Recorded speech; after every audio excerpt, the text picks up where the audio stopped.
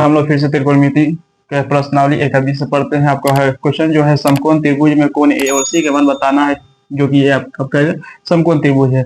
चलिए हम लोग बनाते हैं। अगर हम लोग एंगल यहाँ पर बनाएंगे तो ये क्या हो जाएगा, लंब हो जाएगा। ये आपका कर्ण हो जाएगा। लंब कर्ण किस में होता है, तो साइन में होता है। तो साइन क्या बन रहा है, तो साइन आपका ए बन रहा है। तो ए बराबर जो होगा आपका क्या हो जाएगा, लंब यानी कि सी भी हो जाएगा और बट्टे में हो जाएगा ए सी हो जाएगा। ठीक है, तो क्या लिखेंगे, साइन साइन ए बराबर जो हम लोग लिखेंगे 3/6 लिखेंगे। ठीक है, तो फिर क्या लिखेंगे, साइन ए बराबर जो लिखेंगे 3 एकम 3 और 3 दूनी 6 लिखेंगे, 1/2 लिखेंगे। ठीक है, तो साइन में आपका कितना का मान होता है, 1/2। तो साइन में आपका जो ये मान होता है 30 का मान होता है। कितना का, 30 का। साइन साइन कट गया, ए के मान जो आपका आ गया है 30 आ गया है। ठीक है, ए के मान क्या आ गया है, 30 आ गया। यानी कि यहाँ पर जो बनेगा 30 का बनेगा। यहाँ पर तो संपूर्ण होता है 90 का कोण बनता है। आपको सिर्फ अब किसका मान निकालना है, तो ये सी का मान निकालना है। तो फिर से हम लोग क्या करेंगे, पुनः लिखेंगे और लिखने के बाद हम लोग त्रिभुज के तीनों कोणों का योग आपको 360 का, त्रिभुज का तीनों कोणों का योग 180 होता है। 360 नहीं होता है, 180 होता है। तो तीनों कोणों को हम लोग ऐड करेंगे। तो कोण ए लिखेंगे,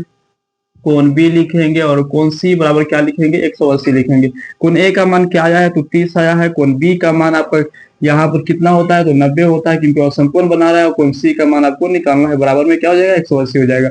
चलिए दोनों को ऐड करते हैं तो 120 हो जाएगा और प्लस में क्या हो जाएगा, कोण सी बराबर जो 180 हो जाएगा। फिर हम लोग क्या करेंगे कि कोण सी बराबर जो लिखेंगे 180 और माइनस में लिखेंगे 120 लिखेंगे। जब घटेगा तो कितना आ जाएगा, तो यहाँ पर 60 आ जाएगा। यानी कोण सी का मान भी आ गया, कोण ए का मान भी आ गया। यही आपको निकलना था। ठीक है, आशा करते हैं कि ये आपको बहुत अच्छे तरीके से समझ में आ गया होगा। अगर आपको ये समझ में आ गया है तो चैनल को सब्सक्राइब करेंगे, अपने दोस्तों में शेयर करेंगे। मिलते हैं फिर से हम लोग अगले वीडियो में।